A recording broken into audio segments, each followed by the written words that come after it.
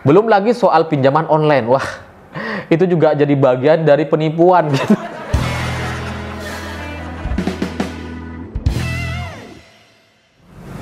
Selamat malam para mantan, selamat malam untuk semua kalian yang lagi nunggu lucunya.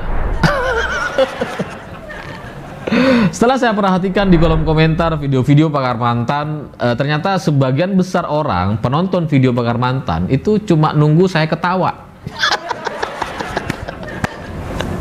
Jadi nggak peduli apa kontennya, apa materinya, yang penting saya bisa menertawakannya. Dan setelah 100 lebih video, belakangan orang menyadari bahwa apa yang saya lakukan adalah stand up comedy. Wah, terima kasih lah. Meskipun kesadaran kalian ini lambat sekali. Dari dulu kayak sadarnya gitu, baru sekarang.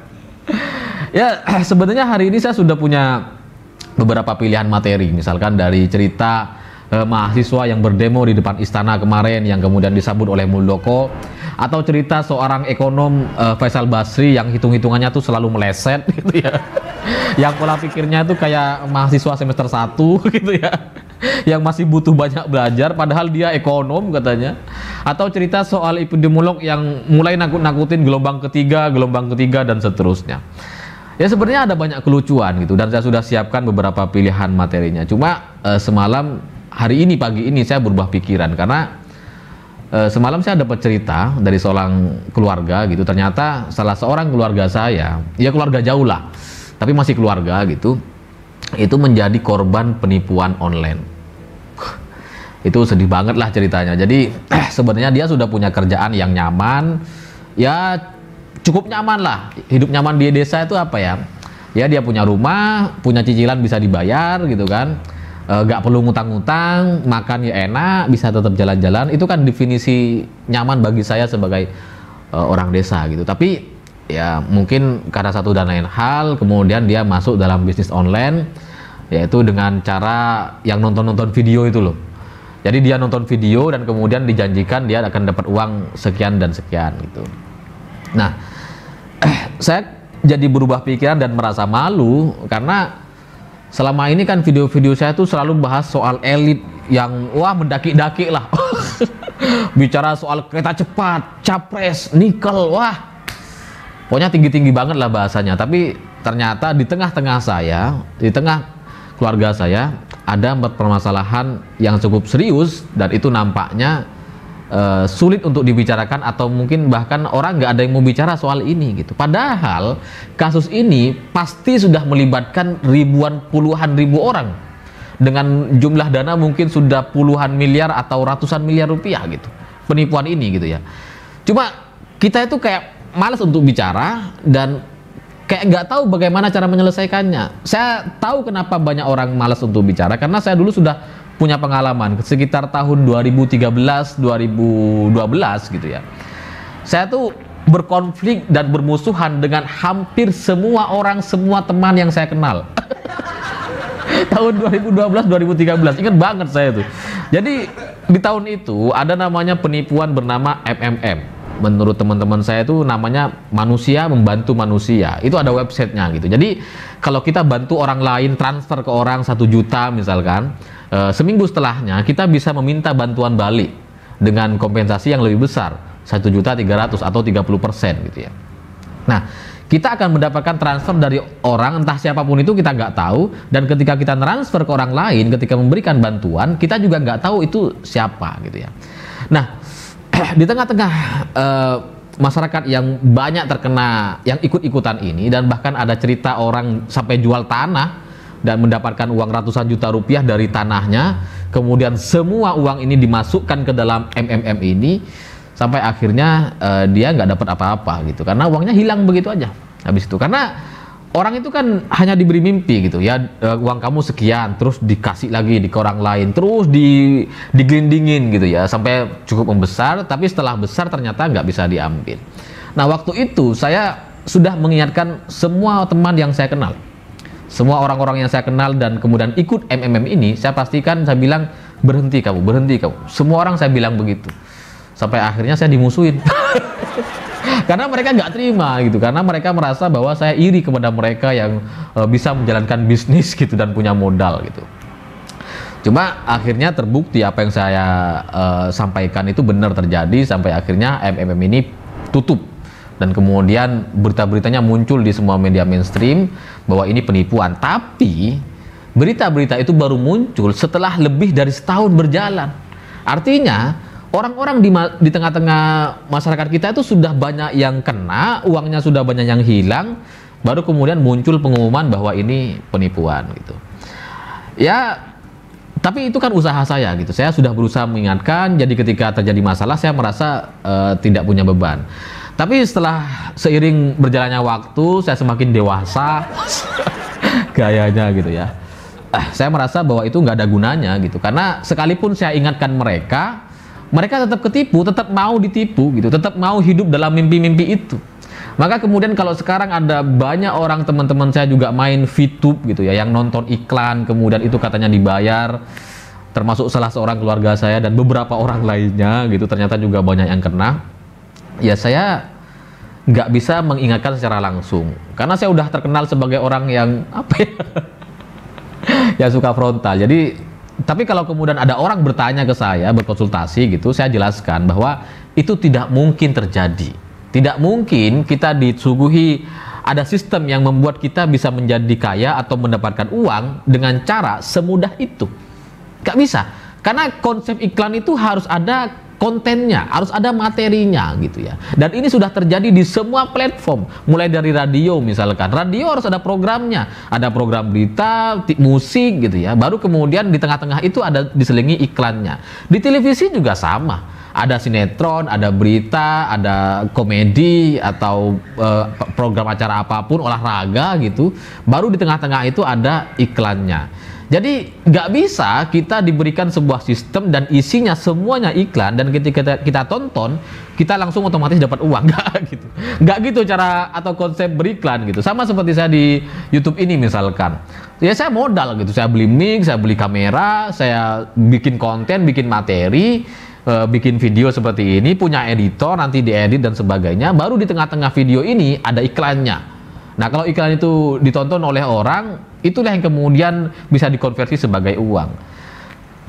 Ketika saya jelaskan seperti ini, teman saya bisa paham soal itu. Dan terakhir saya bilang, kalau sampai ada sistem yang bisa membuat semua orang kaya dengan cara-cara semudah itu, dan itu bisa dilakukan oleh semua orang, ya maka nggak akan ada orang miskin. Jadi kalau kamu misalkan kamu nggak punya kerjaan, nggak punya uang, lalu ada sistem seperti itu yang cuma dengan nonton video iklan dan kamu langsung bisa dapat uang, kamu akan saya belikan HP besoknya gitu. Ya karena HP cuma berapa sih? 1 juta, 1,5 juta?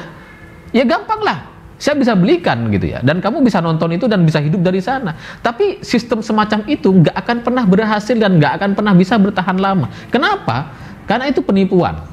Atau bahasa halusnya money game. Tapi saya lebih setuju itu penipuan gitu, bukan money game.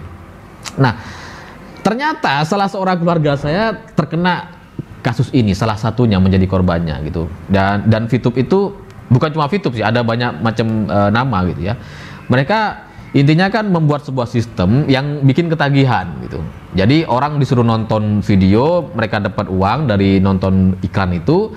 Tapi kemudian dibuatlah sistem. Kalau kamu mau videonya lebih banyak, iklannya lebih banyak dalam 1 hari, maka kamu harus daftar, harus register. Dan biaya pendaftarannya itu ada level-levelnya. Ada yang level biasa, premium gitu. Ada yang mulai 2 juta sampai 5 juta rupiah untuk kememberan gitu, menjadi member. Jadi ketika banyak orang kemudian sudah daftar 5 juta gitu ya, barulah kemudian dia bisa dapat nonton banyak video. Tapi setelah dia tonton semuanya pun, ya ternyata juga nggak bisa keluar duitnya. Penipuan gitu ya. Nah, masalah ini kalau saya ikuti itu sudah ada sejak bertahun-tahun yang lalu. Sejak tahun 2012 itu secara intens saya ikuti, itu selalu ada dengan nama-nama baru gitu. Dan kita, pemerintah itu kayak gagap mau menyelesaikan itu, bingung gimana caranya. Karena nggak pernah ada orang yang ditangkap, nggak pernah ada orang yang bertanggung jawab soal ini, nggak pernah ada rekening yang diblokir dari kasus-kasus penipuan ini. Kita kayak nggak tahu gitu. OJK cuma bilang bahwa ya ini penipuan dan ini sudah ditutup oleh Kementerian Komunikasi dan Informasi. Cuma sebatas itu. Tapi selanjutnya apa? Padahal uang puluhan miliar yang ada di rekening mereka ini, yang sudah terjadi penipuan ini. Dan orang-orang yang kena tipu itu bisa ribuan, ratusan ribu orang. Tapi nggak kayak benar selesai gitu. Selalu ada nama-nama baru setiap tahunnya, dan selalu ada orang yang bisa tertipu dari penipuan online ini. Nah, yang menjadi lucu adalah pihak OJK dan Menkominfo itu selalu menutup sebuah website setelah lama beroperasi. Setelah setahun misalkan, ya percuma lah. Padahal mereka udah tahu dari dulu. Masyarakat itu sudah banyak yang pakai sudah lama gitu. Kenapa sejak awal tidak ada penelitian atau penilaian secara instan? Ya kalau saya sebagai Menteri Komunikasi dan Informasi misalkan, saya tahu ada sistem iklan dan kemudian itu nanti gara-gara orang nonton iklan ini dapat bayaran.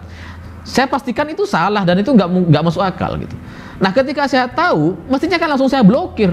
Bukan masih koordinasi, penelitian, rapat, ya terlambat lah.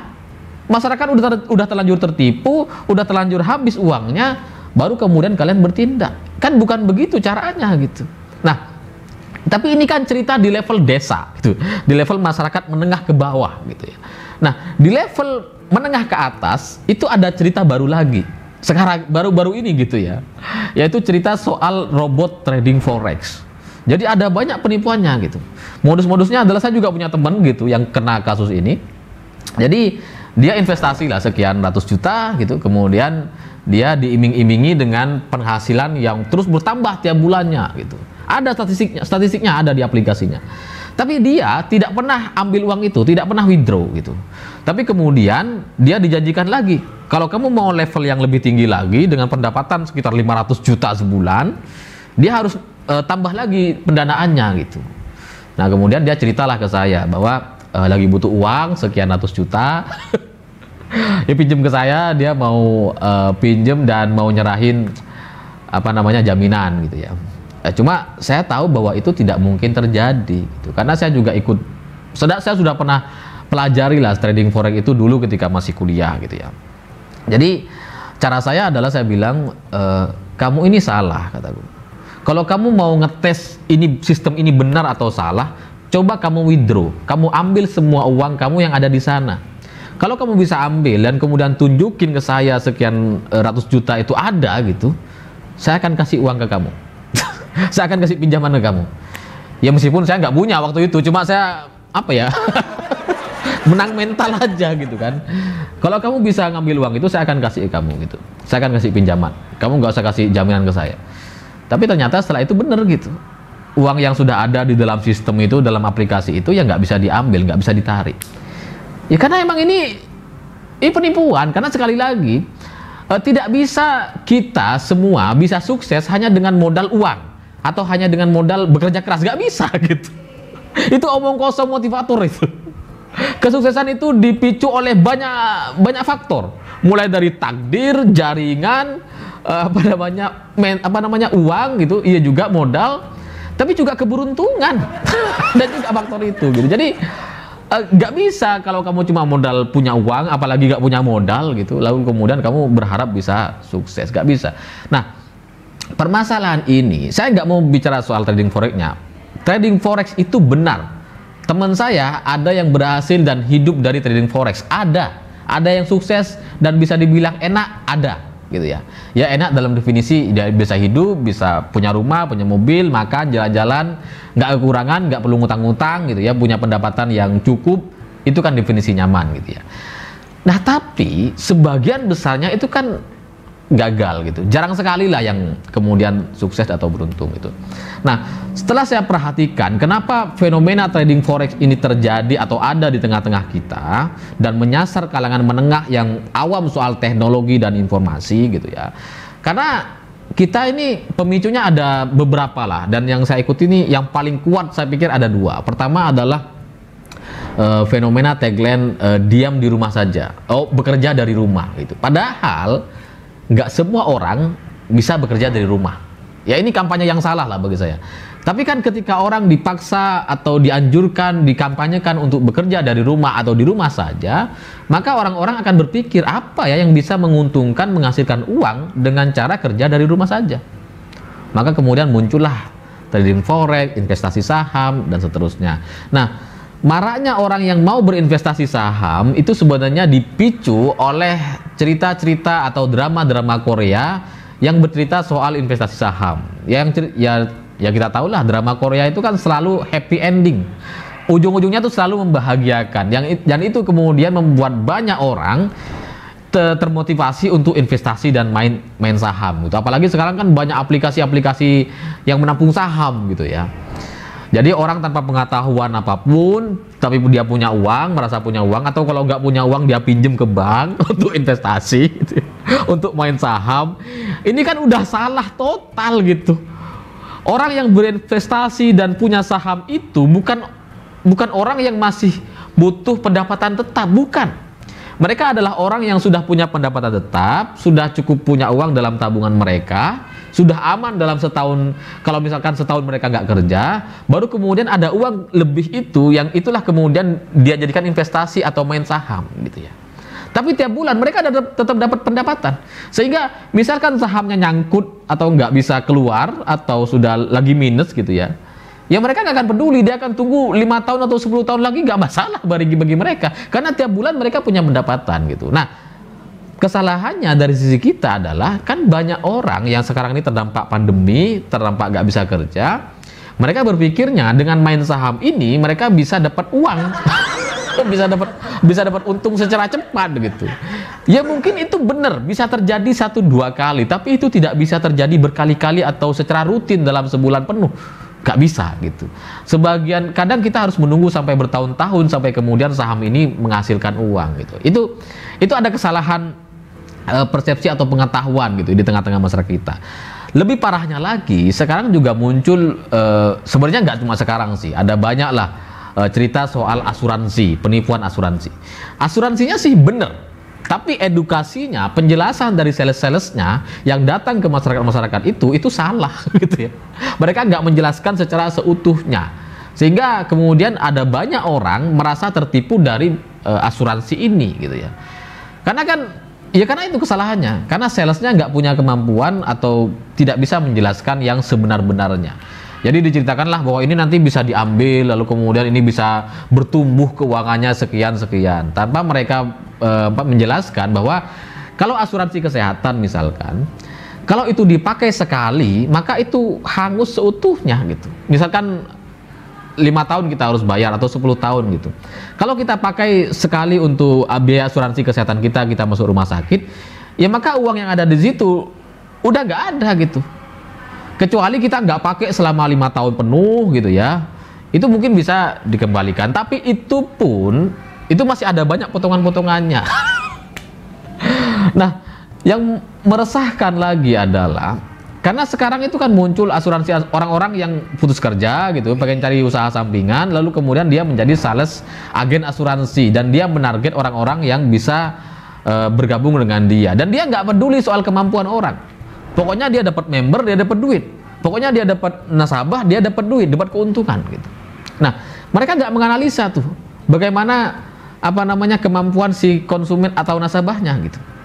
Kan misalkan kita ikut asuransi nih, itu kan pasti tiap bulan kita harus bayar gitu. Nah, sebagian orang itu kan pendapatannya nggak tetap. Bisa jadi dia 5 bulan bisa bayar, tapi bisa jadi setelah setahun dia punya masalah keuangan. Nah, kalau sudah setahun ini stop, lalu kemudian dia mau ngambil uangnya sebelum kontrak itu berakhir, maka kan ada potongan sangat besar, sekitar 30-40%. Ini kan besar banget gitu. Nah, ini kadang nggak dijelaskan sama si sales-salesnya. Dan itu bagi saya juga menjadi bagian dari penipuan online ini gitu. Nah, permasalahan ini kan sudah sangat kompleks gitu ya. Nah, tapi pemerintah sampai sekarang setahu saya itu nggak ada tindak lanjutnya gitu. Bagaimana cara menyelesaikannya penipuan online seperti kasus-kasus yang tadi seperti VTube, MMM atau apapun itu yang beredar sekarang, Mimiles, TikTok Cash atau apapun gitu, ada banyak gitu ya. Nah, ini gimana cara kita menyelesaikannya? Atau bagaimana cara kita menghentikan agar ke depan nggak ada lagi masalah-masalah kayak gini? Ini perlu dipikirkan gitu. Tapi kita, termasuk saya sendiri, selama ini hanya sibuk dalam isu-isu yang elitis, yang kereta cepat, capres. Sampai kita lupa bahwa di tengah-tengah kita, di tengah-tengah masyarakat kita ada banyak permasalahan dan itu menimbulkan masalah sosial yang sangat serius. Ada banyak orang yang jual tanahnya kemudian dia hilang, nggak punya apa-apa akhirnya sekarang, lalu kemudian dia merantau ke Malaysia, ke Jakarta, ke kota-kota besar, dan ya hidup serba sederhana di sana, sehingga dengan kejadian itu dia tidak bisa melanjutkan kehidupan yang normal gitu. Anak-anaknya terlantar dan kemudian ya gimana, nggak bisa bayar hutang itu, udah hutang sudah ada di mana-mana, dan dia juga nggak bisa berkembang gitu karena udah kepentok kanan kiri. Belum lagi soal pinjaman online, wah itu juga jadi bagian dari penipuan gitu. Karena kan dijelasin bunganya sekian persen gitu, tapi ternyata setelah diakumulasi itu bertumbuh terus. Jadi kalau kamu tidak bayar ini ada denda, sanksi dan seterusnya, sampai itulah yang membuat ada orang pinjam 1 juta, 5 juta, tapi yang harus dia bayarkan sampai ratusan juta, dan itu pun masih nggak selesai-selesai. Aduh. Ini tugas pemerintah gitu. Kalau saya orang-orang yang nggak punya kekuasaan, ya nggak bisa menyelesaikan ini. Nah, bagaimana cara menyelesaikannya? Ya selesaikan dengan secara jujur lah gitu. Karena kalau kita perhatikan sebenarnya nggak cuma pinjaman online, bahkan yang bank-bank BUMN katakanlah gitu ya. Kan ada banyak perusahaan, anak-anak perusahaannya gitu. Dari cara mereka memberikan pinjaman atau cara mereka menetapkan bunga atau denda dan seterusnya, itu kadang-kadang dalam analisa saya dan sepengetahuan saya gitu ya, mereka cenderung enggan untuk menjelaskan soal sanksi-sanksi yang bisa dikenakan kepada kita kalau kita lambat untuk membayarkan bunganya. Jadi ini permasalahan yang sangat kompleks dan saya pikir ini harus diselesaikan oleh pemerintah, DPR, orang-orang yang pihak-pihak yang berkuasa, terutama pihak-pihak yang berwenang seperti Menkominfo atau OJK gitu ya. Ya saya harapkan ke depan agar lebih cepat lah. Jangan nunggu sampai setahun, 2 tahun sudah berjalan, uang orang keburu habis duluan. Masalah sosial terlanjur terjadi. Dan kita juga kayak nggak bisa bertanggung jawab apa-apa gitu. Ya apa yang dilakukan oleh pemerintah kepada orang-orang yang kena tipu ini? Kan nggak ada. Uangnya ya habis saja gitu. Dan selain itu ya karena juga pihak korbannya itu juga malas untuk melaporkan.